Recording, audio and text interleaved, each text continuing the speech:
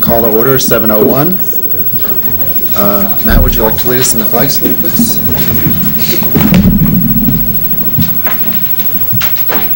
I pledge allegiance to the flag of the United States of America and to the republic for which it stands, one nation, under God, indivisible, with liberty and justice for all. Sandy, roll call. Trustee Rushames. Trustee Levy. Here. Trustee Gould. Here. Trustee Weideman. Here. Trustee Faust. Here. Thank you. Okay, board met previously in closed session. No action was taken, and board will be adjourning back to closed session after regular meeting. Approval of the minutes. I move that we approve the minutes from September 18th. Second. All in favor? Passes 5-0. Okay, approval of the agenda and consent agenda. I move that we approve the agenda and consent agenda as presented. Second? Second. All in favor? Passes 5-0. Okay, communications. This portion of the agenda is available to the public to address the board on any issue that is not on the agenda. Maximum time allowed for any speaker is 3 minutes. LSEA? CSEA?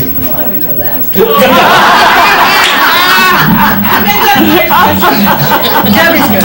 Thank you, Patty. I was thinking of it when I said it. You know here. CSEA? People wishing to address the board. I have no cards. Correspondence? Okay. Board Superintendent Communications. Matt, would you like to start us off? Sure. I actually have nothing. I've been drowning in work for weeks, so I have nothing to report. Well, you came to the work study. Yes. I did. I came to the work. That's right. I came to the work study.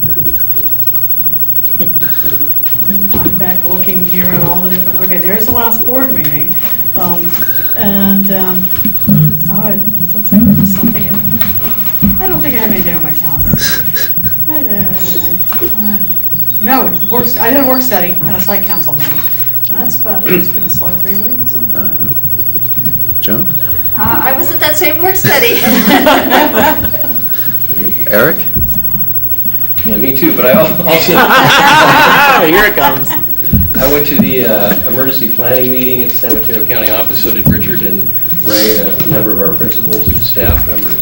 The Flock Fest, district had bus and a nice turnout. It was a big crowd. Here's some material from, I went to the Pacifica, I'm our rep at the Collaborative. This is just some of the stuff they shared with us if you have an interest in it. I went to the County Board of Supervisors meeting yesterday. They only give their public speakers 2 minutes, and it still takes all day. They were discussing the issue of redistricting and the district lines. No decision was made. They put it off for another couple of weeks till their next meeting. Seems like Pacifica will stay whole in one district, but I wouldn't count on that until they finally decided, which they certainly have not. And then this morning, the superintendent and I were at Ortega School giving out, not candy bars, but Cliff bars and stickers for those kids who walk to school.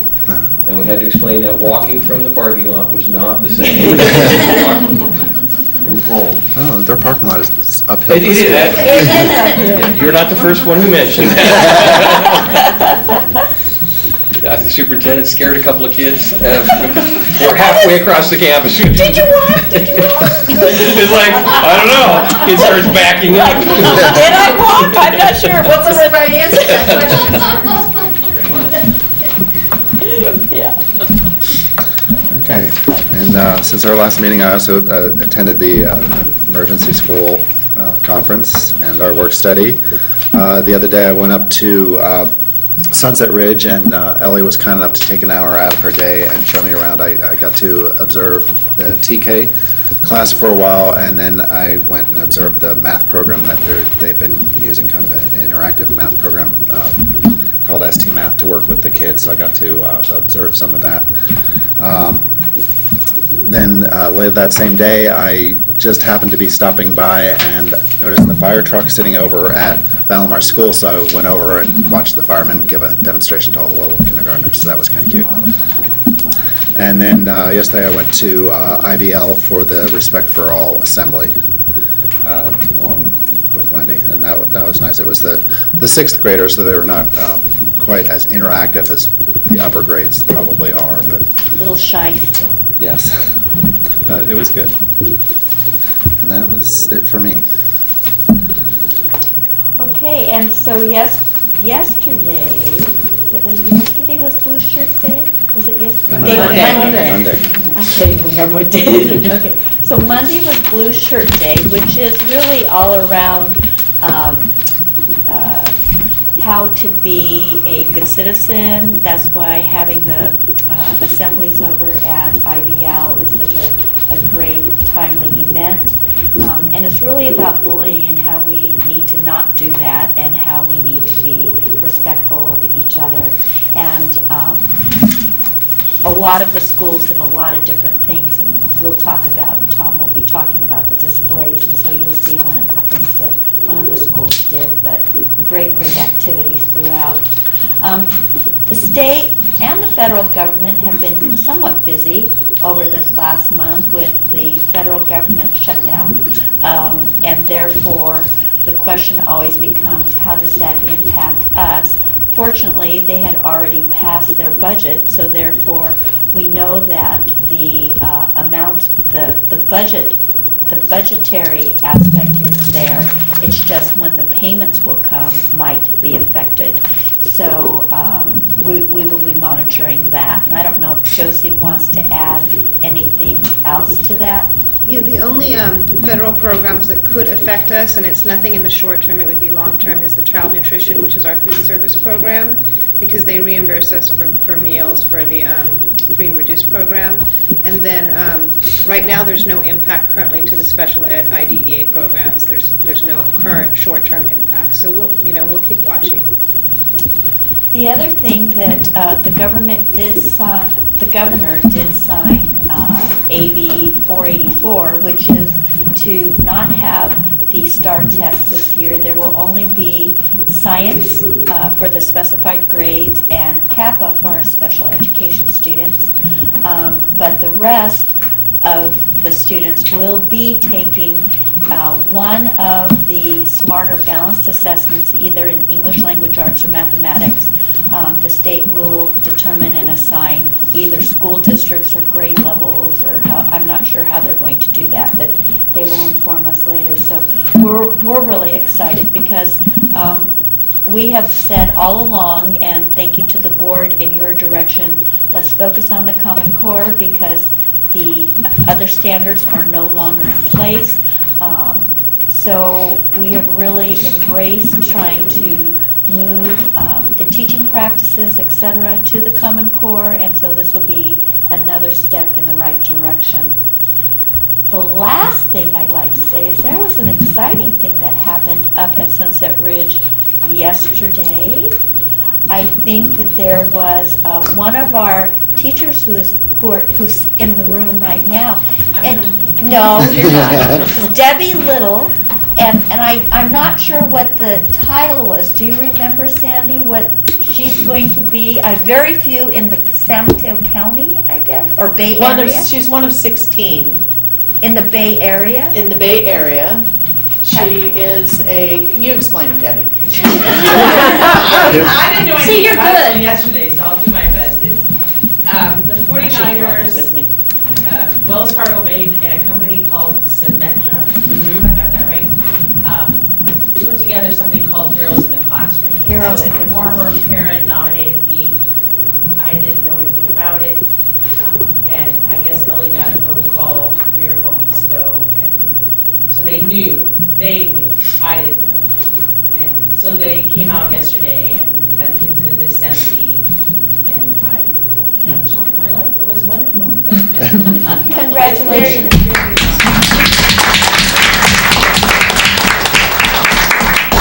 And that is such great representation for Pacifica School District, and just such a stellar job, and she's going to be at the game with her husband. Yeah, at the 49er game. 49er game this Sunday. Yes, he's extremely excited because we get to go, so am I. But he's really excited because we get to go on the field and then we get to be on the Jumbotron, so. So we'll all have to I'm watch. excited about that.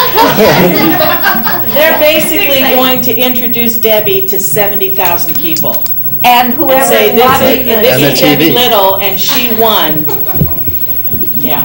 that is fantastic. Heroes in the classroom. She's a that's hero for in the sure. classroom. That's for certain. So thank you. It's my honor, it's because of the kids, and that's what it is, right? It really is, that's why we do what we have to do, and so, yeah. Thank you. Okay, 10, boardroom curriculum display. So Tom Stafford, principal of Cabrillo School, will be providing a presentation to us on the curriculum display. Good evening. I'm Tom Stafford. I'm principal at Cabrillo School, and I'm going to skip around a little bit at the different displays as I talk about each school's boardroom display, which is centered around creativity. Webster's dictionary defines creativity as the ability to transcend traditional ideas, rules, patterns, relationships, or the like, and to create meaningful new ideas, forms, methods, and interpretations. As we move into the Common Core state standards and look at what skills we want our children to have, the one thing that comes to mind is the ability to think. Our goal is not only to get our children ready for college and career, but get them to think critically and creatively. We want our children to think, and we want them to think outside the box so they can find solutions to issues that we have in our world. At Sunset Ridge, students are provided with exciting and innovative lessons that expand their thinking and creativity. Through balanced literacy, students are encouraged to read a variety of different genres and to write about things they care for. Last year, one of our students began a fundraiser to save the manatees after reading about her favorite animal. In math, students not only solve the problem, but they explain their thinking, showing that there are several different ways to get the same answer, and being creative can help you find solutions. The panel shows two examples of thinking creatively and outside the box. Recently, Ms. Cundiff read the book Swimmy by Leo Leone at Sunset Ridge's Book of the Month Assembly. After reading the book, she asked the children what was the message of the book. The answers were amazing. One child said, "It's okay to be different." Another one said, "No one should bully." Another child said, "Sometimes things make you sad and you have to go on." From that book, the students' responses, every child at Sunset Ridge made a fish that symbolizes the idea that although we are each unique and special, together we can do great things. The students also made a poster about the song Imagine by John Lennon. That song asks us to imagine a world where there are no borders, no religion, no nationalities that divide us, and instead focus on humanity. This month is National Bullying Prevention Month, and we are celebrating it at Sunset Ridge by asking our children to think of a world where we work out our differences through new and creative ways. We ask that you join Sunset Ridge and sign the banner along with all the students. Only through thoughtful and creative thinking can we solve the issues we face. At Valamar School, students use creativity throughout the day with a variety of activities and projects. Kindergartners created self-portraits using yarn, buttons, and other fun materials. Kindergarten also studied Johnny Appleseed and made some apple trees. First grade students created a bulletin board called Who's Who in First Grade. They made owls and wrote some clues about themselves. At back to school night, Parents had to guess who was who and find their child's owl based on their written clues. First grade also studied the fall season for science and created some colorful fall leaves. Fourth graders used watercolors to paint self-portraits and write a poem about where they are from. Fifth grade read Hatchet and created detailed plot lines with the different elements of plot. Fifth and sixth grades used creativity in math by making some problem-solving posters. And seventh and eighth grade creative writing elective work, their creative writing elective worked on some personal poetry. Seventh graders compared ancient Rome to modern day times and created a collage to show the differences and similarities between the two time periods.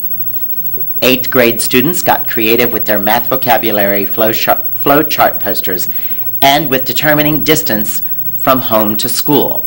These are some of the creative highlights at Valimar, but there are so many more.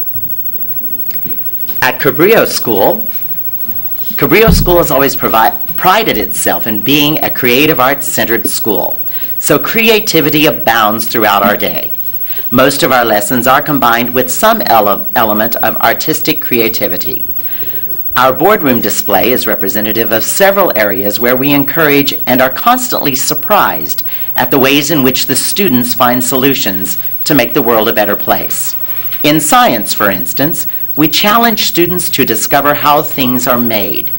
In these three examples on the wall, the chemical composition of a starfish, of lipstick, and even a rubber duck is explored.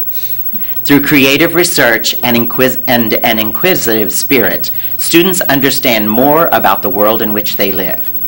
Cabrillo's leadership team is constantly coming up with ideas to improve our local and global community through food drives, activities for students to help stomp out bullying, and taking ownership of their workplace through showing respect for diversity. Our family days center on creating our own self-portraits and then getting to know one another as an important set of friends from every age group. All of our families are represented on the wall as guests enter our building. Through our art classes, we ask students to get creative with the color spectrum and utilize it to create some amazingly beautiful artwork. From reading in their Just Right books and imagining the movie in their minds, to writer's workshop and author publications, and even engineering feats using math skills, students at Cabrillo enjoy an atmosphere that promotes, embraces, and yes, celebrates the creative mind. In another definition of the word, creativity is the use of the imagination or original ideas, especially in the production of artistic work. At LMEC, fostering the creative process in preschool is more about the process of creativity and not necessarily the finished product. It is a place where children's efforts are supported and appreciated. At Ortega Elementary,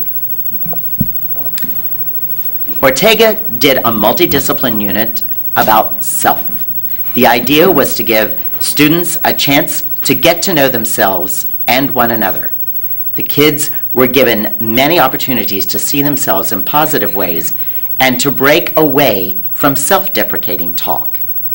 They started with I am posters, where the kids identified their personality traits, abilities, and likes. Then they wrote a 5-paragraph essay centered around 3 objects that are meaningful to them. They published these pieces using Google Apps, and editing was done using that technology instead of handwritten papers. The kids were then taught about Andy Warhol and were given examples of his work. The students talked about his use of color and what those colors did for the impression of each square. They used the portraits of Audrey Hepburn and Marilyn Monroe, probably the 2 most famous Warhol portraits. Then discussion led to the students deciding that the portraits they showed of themselves and how they would use different colors and textures to describe who they were. The students then did their own self-portraits in the Warhol style. To pull all of that project together, they wrote the I Am poems and mounted them along with their Warhol originals. At Ocean Shore's display describes exactly what it is. No one ever discovered anything by coloring between the lines. Ocean Shore's diversity is displayed in many different textures and artistic ideas, and unfortunately, I did not somehow left off their writing, so I will be happy to submit that to the board later. But I do know that as she wrote that to me, she wrote about the different textures and colors that they used using mathematics, using writing, creative writing, and also all of these works come out of those areas which center on the new Common Core standards. Thank you very much.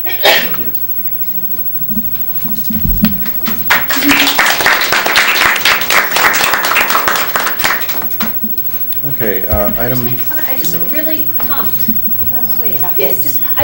Just to relate back to the Grizzles, I heard a lot of other things happening in there besides just the creativity, the integration of technology, the integration of disciplinary types of projects. And I think that this is a great example of where we're headed, not just with Common Core, but really having a well-rounded, integrated curriculum. So thank you very much for that. Thank you.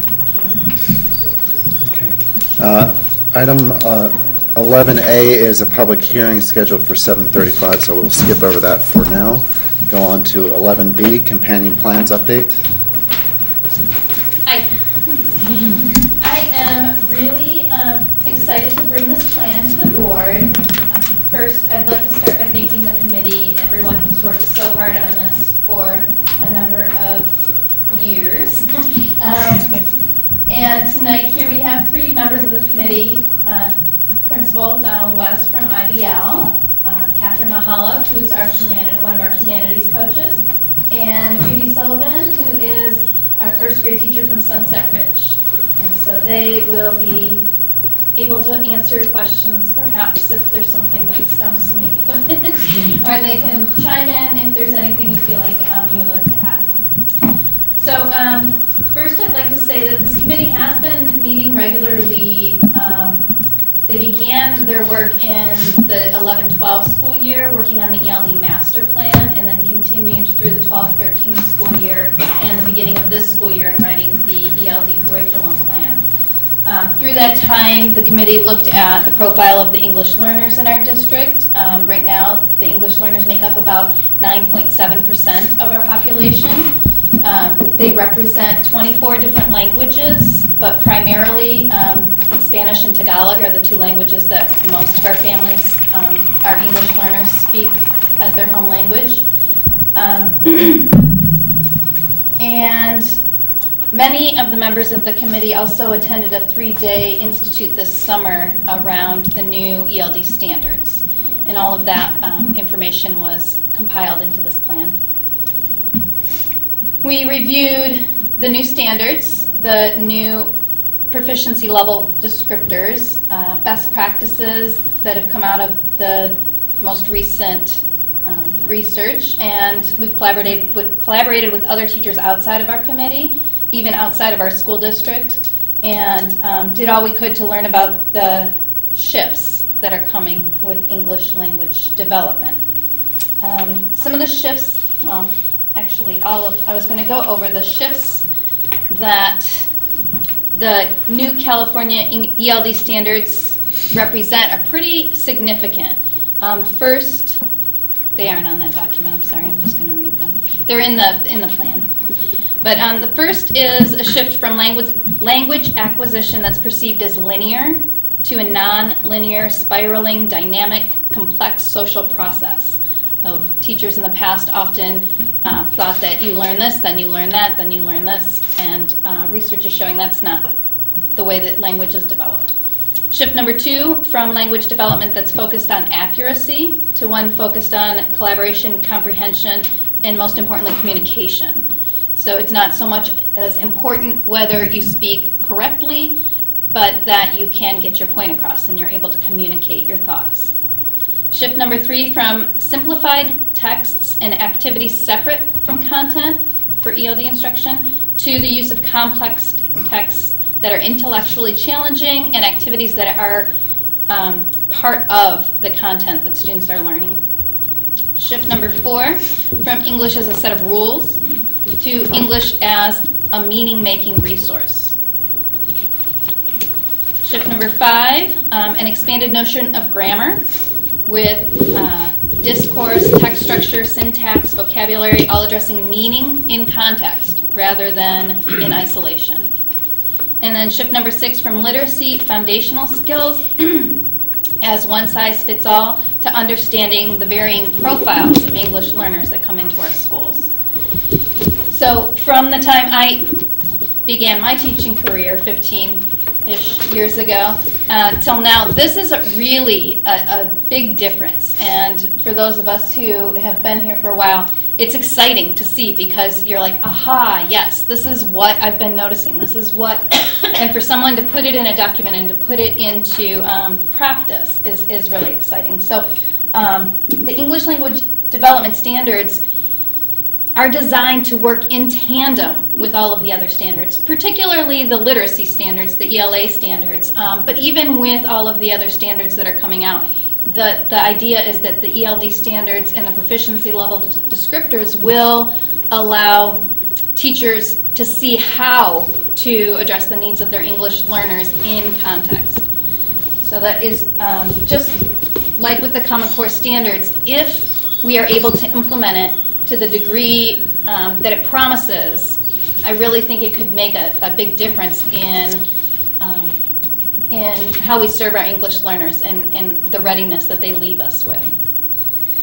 So on to the plan. I wanted to highlight our goals and our key actions for our first year. We did clump our goals around the 3 areas that in the district strategic plan and in all of our other curricular areas. First, around learning that's rigorous. And in this, the goal is really that all English learners receive ELD instruction that's based on the ELD standards and that teachers receive the professional development and support to meet the needs of these students. The key actions that we would take to work towards meeting this goal. First of all, our first year of implementation of the plan, we'd like to focus our efforts on Sunset Ridge and IBL, where we have the highest level of concentration of English learners, and then in year 2, start bringing on the others, the teachers at the other schools. So for goal number 1, some of the key actions that are in our plan is to increase awareness around the content and format of the ELD standards, to integrate ELD and English language arts in the continuum of literacy learning, which is really our binders, our Teachers College binders. Explore assessment tools for monitoring the progress of English learners throughout the school year. This is something that is not readily available, but it is something that the state is working toward giving us in maybe, I think 16, 17 is the year that, 15, 16, 16, 17, something like that they're on the horizon.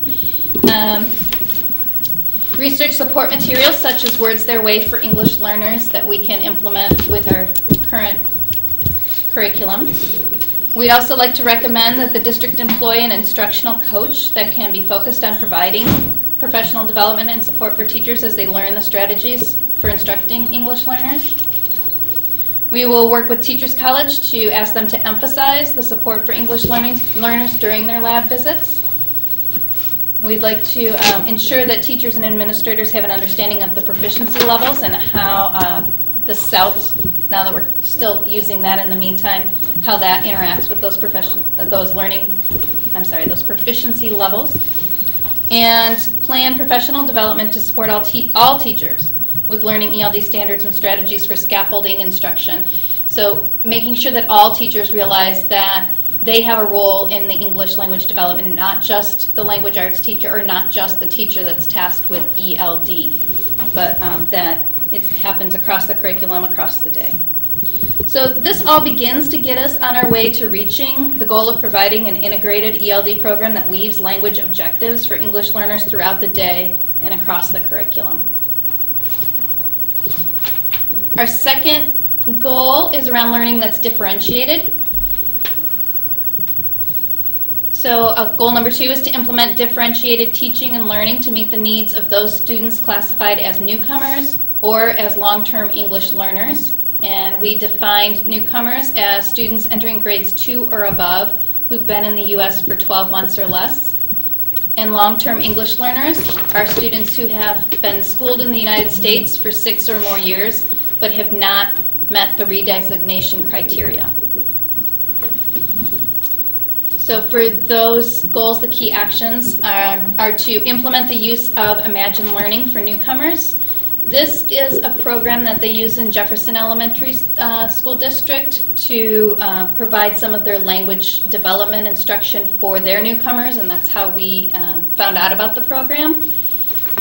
It provides instruction in the student's home language at the beginning and then takes that away as the student learns more English. It is adaptable to all of the languages that we currently have. I think they have 64 languages that they can accommodate. It's very exciting because it really mirrors a lot of what we're doing in Reading Workshop, where the students have to, they read engaging text that's at their English development level, and they have to read out loud so they can hear themselves. They have model speech that's embedded in the program, and so I'm really excited about that. Since we do have such a small population of newcomers after grade 2, it's really nice to be able to provide them with something that's so individualized. We would like to continue the ELD support class at IBL and develop that class into one that really can meet the needs of the long-term English learners based on the research that is in the ELD standards and those appendices. And then we want to try to see how we can bring that to a broader audience and move it outside of IBL. We also want to research other materials to support the direct instruction for long-term English learners. It's clear that long-term English learners need more instruction time in determining how to bring up those skills that they're lacking, that's not allowing them to be redesignated. So we can't just continue to embed the instruction for those students. We have to do that and do something else to improve their academic vocabulary, improve their ability to communicate their thinking, and things like that. And then lastly, to develop an identification tools and interventions for 4th and 5th grade students at risk of becoming long-term English learners. Goals number 3A and 3B are around learning that's holistic. So goal 3A is to establish and utilize ELD teaching and learning practices that are strengths-based and support students in developing a positive sense of self while demonstrating cultural and linguistic responsiveness by honoring and affirming the value of bilingualism. The latest research really shows that fostering literacy in a student's home language actually improves their ability to comprehend English and build their literacy in English. And that's something that has not been fostered in ELD in the past. Working in other school districts, it was very clear that students were not allowed to speak Spanish or their home language during class time. Their parents would do their best to limit the amount of access that they had to their home language, thinking the more English they had, the more time they spent immersed in English, the better they would learn it. The quicker they would learn it, and the better they would learn it. Thanks for joining, Ellie. Ellie was also on our committee. And the interesting thing is that students who learn more about their home language actually are able to apply that directly to their learning of English. So when they learn what a noun is in their home language, they can just like pick that up so much quicker in English. And so we want to make sure that the teachers understand that, and we look for professional learning opportunities that support teachers in how to utilize this asset in the classroom. So things such as letting students read in their home language for reading workshop, or for allowing students that speak a different language to collaborate in that language, or for students to be able to do research in their home language. Other action steps under that goal is that teachers learn how to provide strategic instruction that's responsive to changing student needs, that's strengths-based, and build upon the student's abilities and prior knowledges, rather than focusing on deficits. And that teachers develop reading and writing tasks and projects that are purposeful and authentic for all English learners across the curriculum.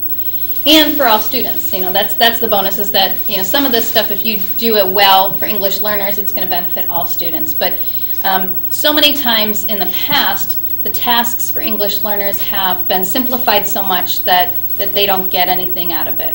So making sure that they're getting authentic tasks. And then goal 3B, encourage family involvement with ELD through parent and family communication, workshops, community involvement, and web-based resources that include multicultural responsiveness, diversity, and inclusiveness. So we do have a number of bilingual support staff in the district, as well as at least one bilingual teacher. And we also have access to translators through the county and through other agencies, local agencies. So we want to make sure that we're providing parents and families with all the information about their ELD programs and the supports available at their school in languages that they can comprehend, as well as providing education for parents on the value of bilingualism so that they can encourage native language development at home. And then later years will further develop these, our staff, and all of these goals and actions. We have to remember this is a marathon, not a sprint. We kept hearing that over and over again this summer because there's just so much that's shifting. The frameworks are still in process. The new assessments are still in process. There's nothing available with that yet. The professional development modules are under development and will be available hopefully this winter. And supplemental materials are still being developed to meet these new ELD standards. So we'll continue to develop over the years, but I believe that this plan does set us on a definite path in the right direction to meeting the needs of our students. Anything anyone would like to add? I know the board probably has some questions. Questions, comments? She answered mine. What was the assessments change? No. So we've got new standards, old assessments. Yes. Okay. Anyone else? So there's a, Go ahead. is the draft framework out for review for the ELD-ELA framework? Is that something that's coming, that looks like it's coming this year? I'd have to look. I have not heard of it being out yet.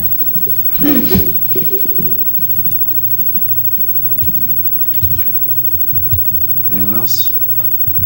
I mean, it's an overwhelming amount of information and an overwhelming amount of work that you guys have been doing. I really appreciate it. It's the kind of stuff that people don't see, but winds up making a big difference in the way kids learn. That's really important. Thank you. Yeah, sorry, go ahead. No, I had my turn. Go ahead. You don't just get one turn. It's a really fantastic document. I want to thank everybody who was involved for all of the hard work that went into it, and I just wanted to express my hope that English, that it starts to work both ways, and that not only do the English language learners, not only do we start to allow the English language learners more access to instruction in their home languages, but also that native English speakers, we find ways to bring more multiculturalism to the native English speakers as well.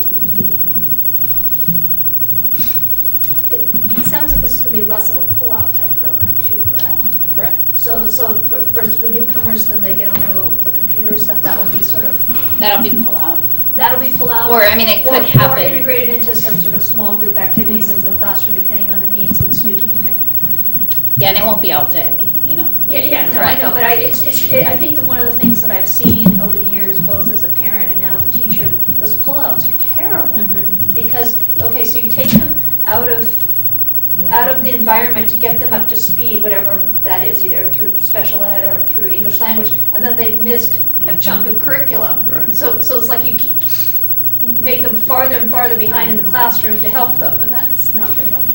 Right. It's nice that it's integrated better. So even right now for the long-term English learners at IBL, that's being provided as a 0 period.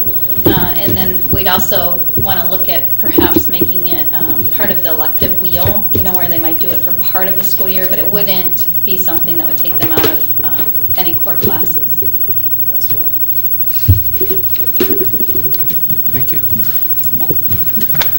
Thank you to the committee for all that hard work. So the next Yeah. step would be, It comes back for your approval. And a request for money, I'm sure. we did see the coaches. I heard that. Yeah, I heard that too. Okay, so we're going to circle back to 11A, public hearing statement of assurance for pupil textbook and instructional materials incentive program resolution. All right, so this is a yearly item that comes before the board to ensure that we provide adequate materials for our students. And I'm here to tell you that all of our students have appropriate textbooks and instructional materials for the 13-14 school year.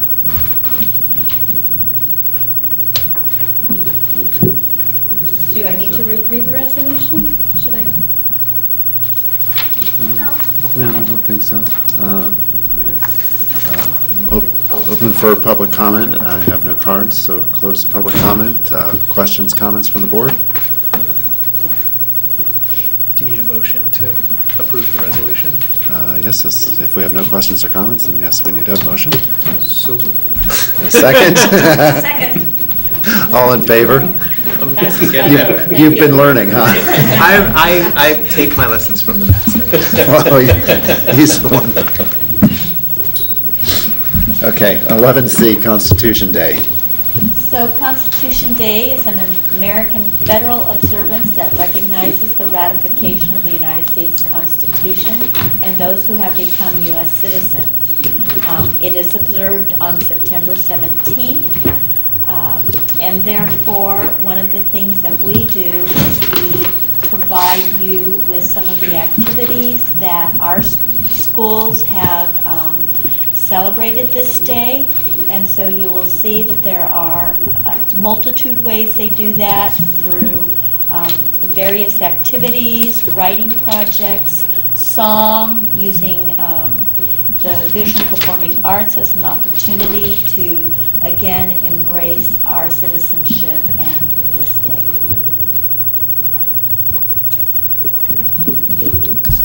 11D, final teacher assignments for the 13-14 school year.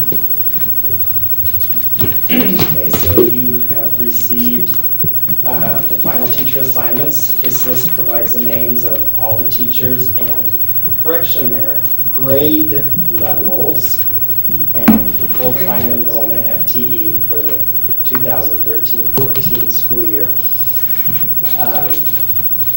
This list provides you the staffing assignments for each school. Questions? Okay, 11E, public report on developer fees, Government Code Section 66001D and 66006B. Thank you. The developer fees are collected by school districts when there's construction in Pacifica, for example, on homes or on commercial property. And Jefferson High School administers the program, and then they send Pacifica School District and the other surrounding districts the checks for their share. The last couple years, we really haven't received much developer fee, but then now, this school year, we're starting to see a little bit more activity.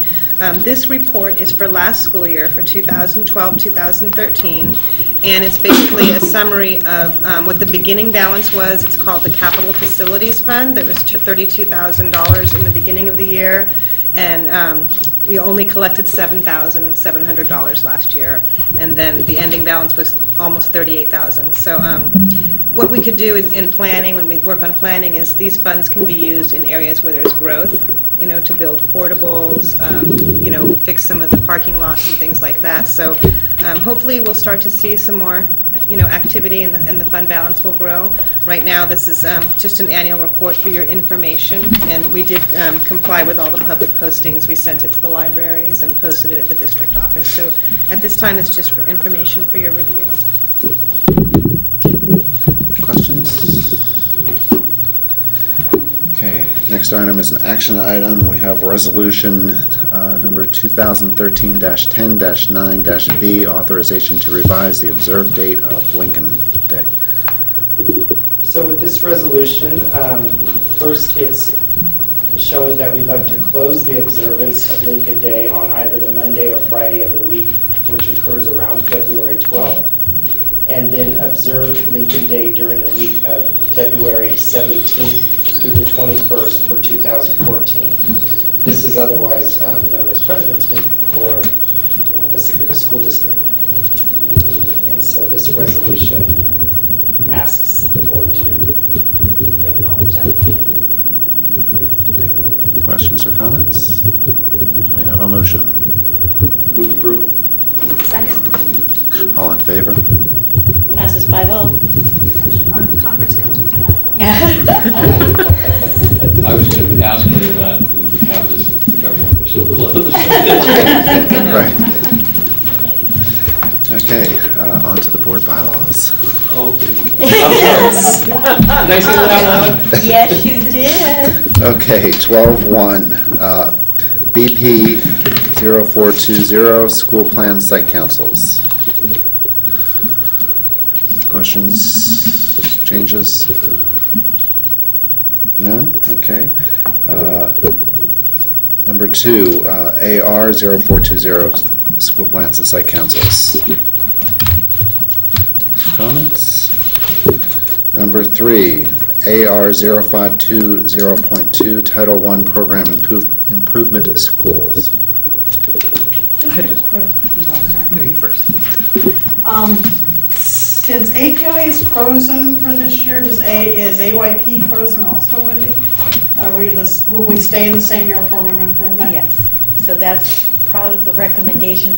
You can average the last 3 years or that type of thing, but for us, we've really sort of not made as many changes, and if we've made changes, this last year was the only time we've kind of come down. So I would think we would just freeze at where we are and call it a day until they get a new assessment system. Matt? My question was, all of this sort of describes, as we know, what rights and responsibilities we have with regard to students in Title I program improvement schools, and some of them, my question was, if the district as a whole is in program improvement, do those still only apply to the Title I schools? Yeah.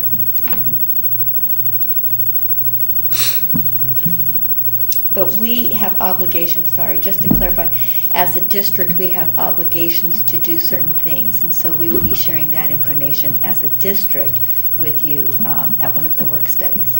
Right, okay, yeah, that just wasn't, but not that, that's fine. Okay. Okay. All right, number 4, BP 1431, waivers.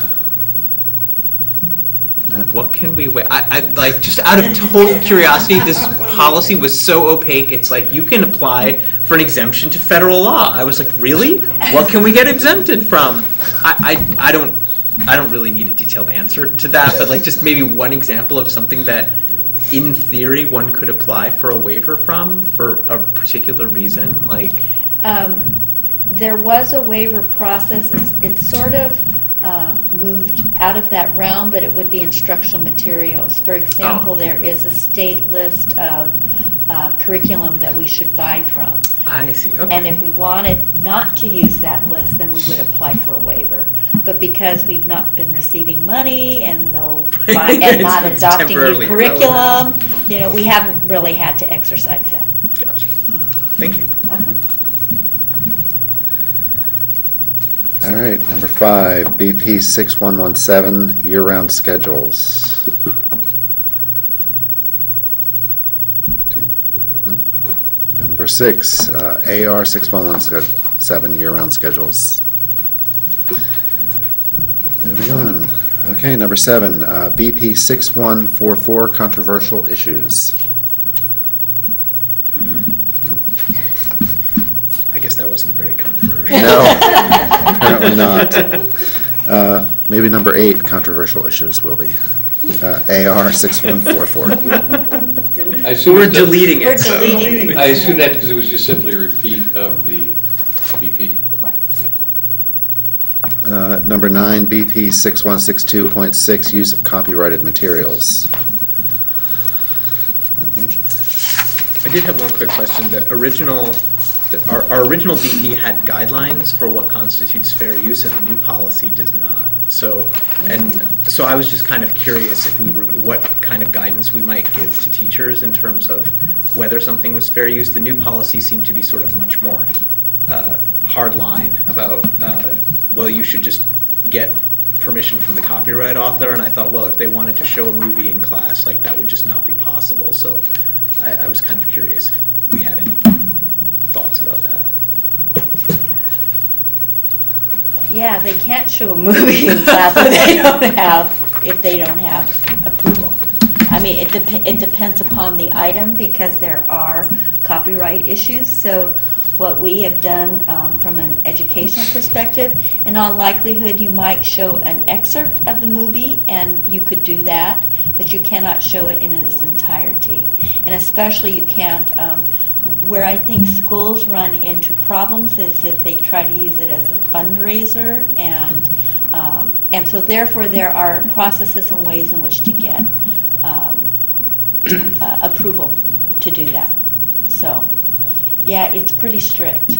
So that's why I think that it's just important that we're aware of it and not promote that. For example, you can't rent a CD and bring it to school to show. It's not appropriate. And it's not probably good instructional practice anyways, but, it depends, but, so, yeah. It's pretty strict. Okay, that didn't actually answer Oh. the question though, because there was there are some basic guidelines for fair use. So there are some things that are sort of more or less clearly within the law, and it would help if teachers had access to those so that they knew, okay, well, if it goes beyond this, then I really need to seek permission. Not to speak out of turn, but I had to take a class on this. Oh, yes. Yeah. So, Did they show movies? Anyway, and through doing some of the research, I think it was Cornell University had a very nice kind of checklist. It wasn't a specific one, but it was around fair use and how to kind of interpret it, but in a user-friendly portion. and you might want to look at AR. Maybe, I don't know if that is answering your questions, but the use of copyrighted materials, for AR, for instruction, it sort of delineates some of those things, but I could also look at the Cornell. I'll look again. I thought it Okay. was in our original. I thought it was in the policy that we were replacing, but not in the new one. But And let me. we- I'll check. Okay, and we did not have an AR previously, so maybe what they did was they separated it out just because then you can really make it almost district-oriented. But I'll look at that Cornell one too. That might be a good resource for us. Favor, Sandy, could you send me an email that I just said I committed to getting that? Thank you. Could you send me an email that says I'll send Wendy the Cornell fair use? Well, I'm going to note it too. Okay, because if I don't write it down or somebody doesn't remind me, I'm off to parent-teacher conferences and it goes right out my brain. Yeah, I know. I have a follow. Can I tag on to it? I wondered about this as well, and it's to others. Some of these changes are real classroom specific. How do we disseminate this to the teachers, to all of our staff? Like through the principals and staff meetings. Seems like some of this stuff needs to be retrievable, it's like, there's certain stuff that's more esoteric in general, Right. and others it's real classroom specific that, So one kind of of the. like a teacher's handbook type. Right, and one of the things that we're talking about doing is not just for this in particular, but just general, Right. like a handbook, is to pull together like documents around mathematics and English language arts, because we're starting to now get a lot of stuff, and so we're thinking that a curriculum kind of handbook would be appropriate. Usually copyright materials falls under the library media realm, but because we have limited resources there, it's really up to the principal and working with the library media, because some people have volunteers and some people have paid staff. So that is something that we're talking about doing, because you're right, it's just kind of all over the place, and we want to make sure that we stay. I wonder if another approach might be a teachers-only section of the website. Well, no, and we would do that That- too. We would load it on there as Yeah. well, yeah. It would be in both locations. You're right, by the way, it's been moved to the AR, so Yeah. that information is in there. And so Thank you. that's kind of where you just, and then I'll get the Cornell notes though, but. Yeah, but that would be at least, then if the A little teachers bit had, more. if the teachers had that extracted from the AR, at least they would know what to do. Right, well, and this, I'm hoping they keep their website up to date, so you'd have to take a look at it. But the nice thing is it has sort of a decision tree, so if it's something that's kind of on the edge. Oh, that's nice. That Mhm. kind of gives an idea of, if you answer yes, no, yes, no, yes, no, it's one of those. Is it animal? You know, Right. Dot to dot. Yeah.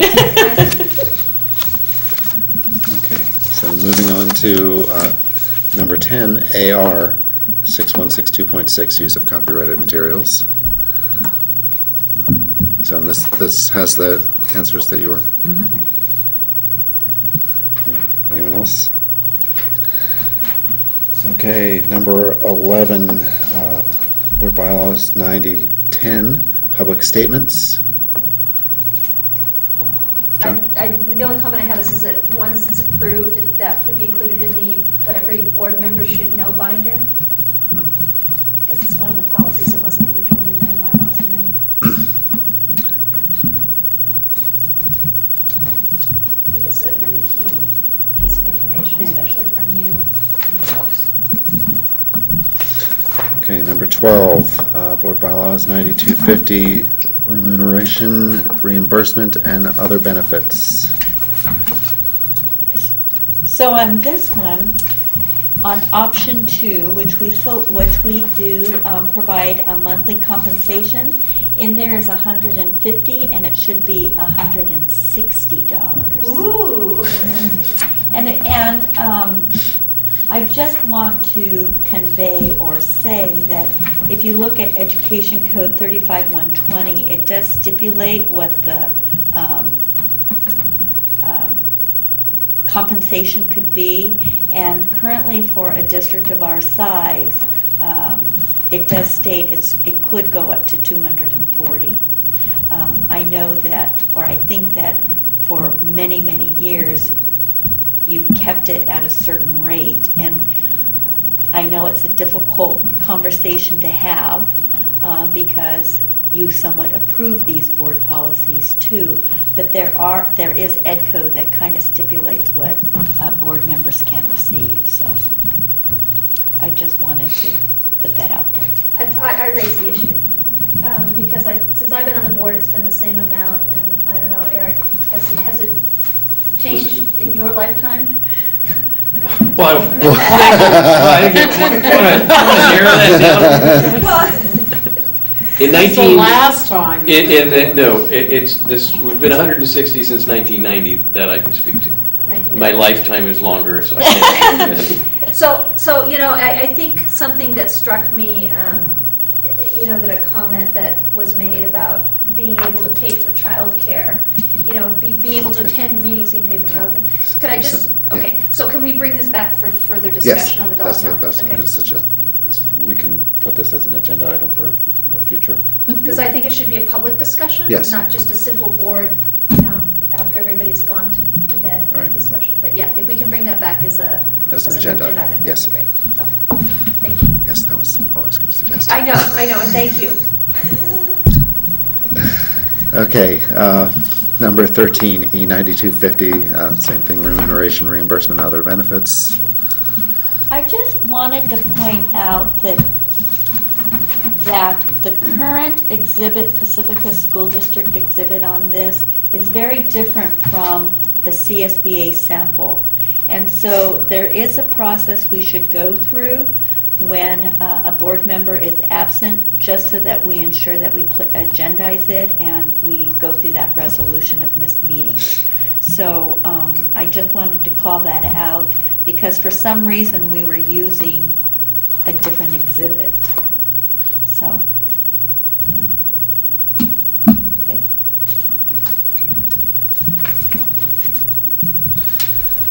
Okay, on to series manual maintenance, 12B1, BP 3311 bids.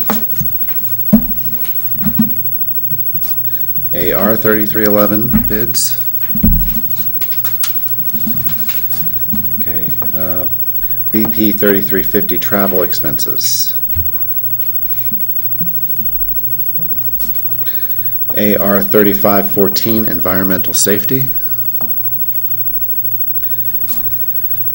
AR 3542 school bus drivers.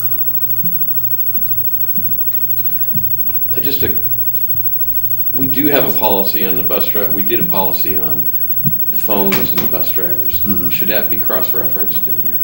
It says that you can, but we don't refer to the fact that we have. Well, didn't it say, and this is about the cell phone Right. operation? I thought it said, you know, like, they may use it while they're doing for emergency or as specified under other, and since Right. I thought since we specified it Right. in our other, policy that they should never use it, that would, but maybe that's not clear. Is that? No, that's my point, is that it should refer to that policy, so that somebody who reads this would know that there is a Oh, I policy see. that does specify, because it prohibits that.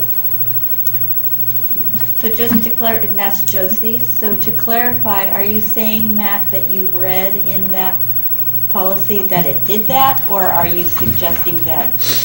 I think we're in agreement, like it does, I think that the policy specifies the right thing, but that if you were just to read this policy, you wouldn't know I that see. in another policy, we had said they shouldn't do that. So So we maybe this policy should should be reference. rewritten to either say, it says you could, but since we said no in this other policy, you can't. Very Or, Just refer to the other policy. Mhm. Something that shows that there's more. Mhm.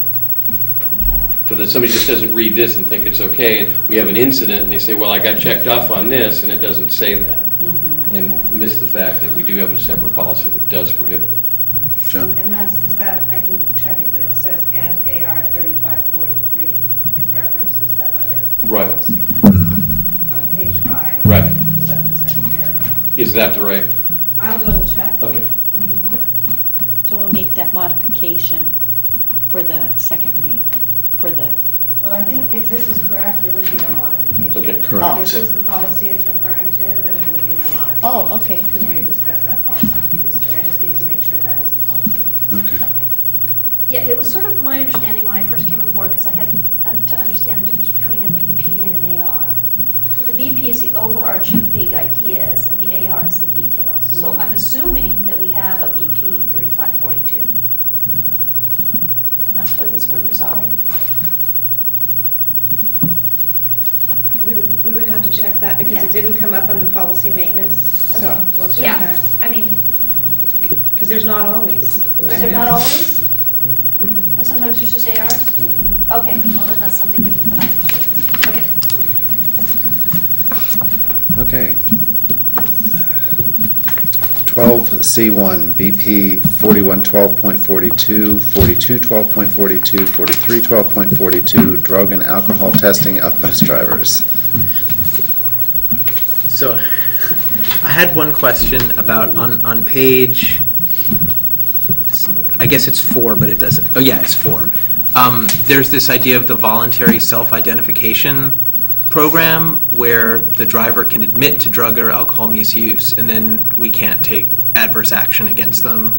And it seemed like that was a voluntary program, that we did not have to subscribe to that, and it made me a little uncomfortable because it felt like if they said, okay, we're going to test you for drugs today, you could go, oops, I admit that I used them and now I'm part of this program. So it felt like it was, not that I see any reason why that would happen, but it seemed like it would be subject to abuse. So I was just wondering how the board felt about potentially striking the voluntary self-identification section.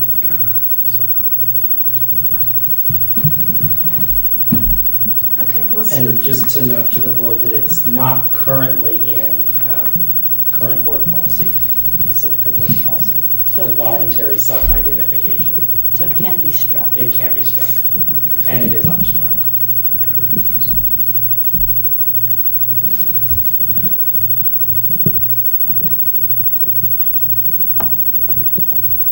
Okay, so, So we don't have such a program. Correct. So you just take out the whole voluntary self-identification section. right, that whole, Gotcha. okay. So, Well, I mean, I guess the issue is, when I sort of read this, I was thinking, if they're using drugs or alcohol while they're driving, we can deal with that whether they can say they're Right. voluntary or not. right, So, because it yeah. mentions safety-sensitive functions. Right, so, but I guess I read this as somebody who comes forward and says, I really need help. And it doesn't preclude us from guiding them in the right direction either, but this is a specified program. So it doesn't mean we can't support them, is what I'm saying, without it. So if we get rid of it, we can still support people who come forward. Right. Mhm. Then I say we get rid of it. I mean, if we can still use the judgment, why bind ourselves into what we have to do? Okay, so then we're just going to strike that whole paragraph? That section. Or that section. That's more than a paragraph, that's a page. And just to confirm Joan's, on page 3, it says, any driver who refuses, fails to comply, or has a positive test may be referred to an education and treatment program that meets the requirements of blah, blah, blah. Right. So, Hold on, so where are we striking from? Page 4. so basically the whole page. Voluntary self-identification and everything Yeah. after that. Oh, okay, all right, so that whole section, okay. Okay, all right, AR 4112.42, 4212.42, 4312.42, drug and alcohol testing of bus drivers. Nothing? I did have one quick question, which Yes. is like, it says, for purposes of drug testing required by the Department of Transportation, drugs included, the tests are, and there's like, what seems like a very small list. I guess it does seem to cover most things, but I was just curious why, it seems like there would be things that are not covered. What page- And it's What not- page are you on? What? What page are? Page 1, it's under definitions. No. So I was and this was just sort of more of a question for CSBA really, is that why they felt a need to define specific drugs rather than saying any Schedule I substance or to make it more, I'm kind of fine with it as is, but I would, drugs move fast and there's always something new that people can take, and I would hate to think that the policy could be, not up to date in that, there would be Yeah, something 'cause that there are we entire- wouldn't test for. There are entire, LSD isn't on the list. Yeah, that was the first thing that I thought of, but. right, nor is benzodiazepines, Valium, Valium, yeah. drugs like that. Yeah, that's what I was thinking, like sleep aids. Mm-hmm. Yeah, can we adopt a more comprehensive list? Well, and I'm looking Or do we at have the- to go with the USDOT? Wow, and I'm reading it, included in the tests are, it doesn't mean that's only the test that it's does that mean, it's not like these are the only ones that we would do testing on, but it's giving you, I think, examples, like included in the list are marijuana, cocaine, that type of thing. But if you go deeper, and we could take a look at the DOT, is probably lists a multitude, but they just want to give you a sample. That's how I read it. Oh, okay. I mean, I guess the question then is to who we send these tests out to, and what are they actually testing for? Right, Like, and that was going to be my points. What are the tests that they can test for in terms of? I think if you have suspect that someone is under the influence Of something. of something, we don't know what it is, you will, move them on to a testing place. And I believe, according, Josie, correct me if I'm wrong, that there are some places that we will send our employees to. We have a company that we use for the transportation department. And there's requirements in place for those people getting there and It's getting in- tested yes. within a reasonable period of time? It's random, it's contractual.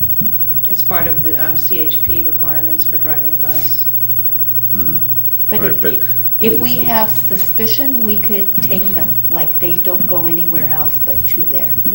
Get another Right, driver. that's what I was asking. Yeah, yeah.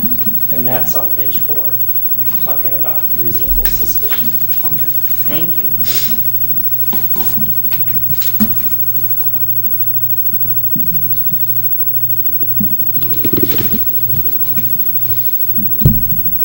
Okay, anything else on that one? Okay, number 3, AR 4161.11, 4261.11, 4361.11, industrial accidents, illness leave. Joan? Well, I just have a question, because at the bottom, it talks about the eligibility for classified employees, but I didn't see anywhere in the policy where we had eligibility referring to certificated employees. At the very bottom, it says, to be eligible for industrial accident or illness leave, a classified employee shall have served in the district continuously for at least 3 years. And that made me wonder, well, what is there a time limit or specification for certificated? So what we were able to find out is that there's separate ed code for both classified and certificated. Okay. So it does define it by ed code. And then, we also want to look into possibly, is 3 years too short, too long? So I do have a phone call in with legal counsel and also with SMICSIG to run this by them to get a little bit deeper content knowledge on it. Okay. So, do we want to pull it until we have more Yeah. information? Yep. While you're collecting, it says, subject to collective bargaining agreement. So is this part of our collective bargaining agreement? Should it? There was no language specifying years in the CBA. Our current CBA. Okay, so then we'll pull this and bring it back for another first reading once we have all the, Well, once that we've had some time to gather the additional information? Yeah. Okay. All right. Number 4, AR 4161.8, 4261.8, 4361.8, family care and medical leave. Matt? So, on page 5, we have a restriction where if both parents of a child work for the district, we restrict their family care and medical leave related to the birth or placement of a child to 12 weeks combined rather than 12 weeks each. And that just seems chintzy to me. I realize, like, Ray informed me that it's in our current policy and it's allowed, and I think that the chances that would, that might occur once in a blue moon in our district anyway, but as long as we're on the policy, since I thought that I would like to submit that maybe we should strike that and allow both parents to take leave, because otherwise, that's, what would probably happen in a case like that is the mother would take all 12 weeks and the father wouldn't take anything. So in order to allow for the possibility of, of both parents taking leave, I think that we should strike that. Anyone else thoughts? I agree, because if you have parents that have separate employers, that, you're only going to get, one parent's going to take 12 weeks, the other parent's going to take another 12 weeks. Right. So The other and thing. 12 weeks is so minimal anyway. And a question I might pose is,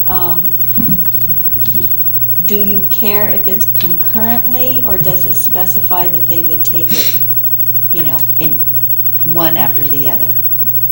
Does it matter to you? They're allowed, I think they should be allowed to take it whenever they want. Like, I don't think it matters whether it's concurrent or sequential. Right, and the impact's gonna be different, because they're not in the same classroom, Yes. right? And they're not in the same department, right? Could be. They might be. But it wouldn't be any different than two people taking leave. It's just, I want to make sure that when we rewrite Right, it, yes. we do it right, so. We would just strike it.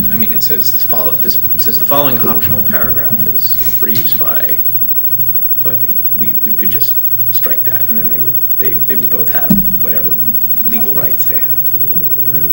It's not something that would happen often anyway. I agree, there's very few. Okay, anything else on that one? Okay, number 5, BP 5141.27, food allergies, special dietary needs. Okay. AR 5141.27, food allergies, special dietary needs. Number 13, future agenda items. Okay. A recommendation I would like to make is on the work study sessions after, thinking and getting more information. I think that it would behoove us to have a separate work study on the new directions, like from state and federal guidelines and programs, the LCFF and LCAP, Common Core. We are going to a training tomorrow regarding Proposition 39 energy efficiencies, which I think that you all should know about. So, and we do have, as a program improvement district, year 3, an obligation to develop a new LEA plan. So I thought, with all of those things, I'm thinking a separate session would be better. Otherwise, it's just it'll be a real long night. So, The SIPSs take a while. and they really do. Mhm. And that's a very productive meeting, now the way we do it now. It's very interactive and So supportive. when do you propose doing it? And you want to split, so you're saying it will split the SIPSs off from everything else? Right. Okay. And so my recommendation would probably be before the November meeting, which is November 20th. So if we could do it like in early November, like the 6th or the 13th. You will have just had one. We have the 30th, is Okay. board meeting. I have a preference for the 6th Okay. over the 13th, if that's, I could do the 13th if that works, if the 6th doesn't work for everybody, but if the 6th works, that would be better. That's fine. All my Wednesdays are free. Yeah, I can do either. Okay, so you want the 6th? Sound good? Yes, that would. Okay. Thank you very much. And the usual 6 to Right. 9, 6 to 8, whatever measure.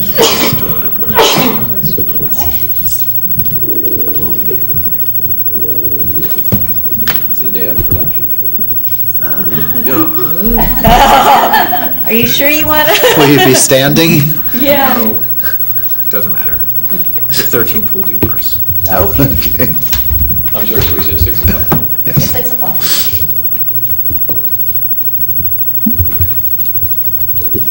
Anything else? we are adjourned back to closed at 8:20.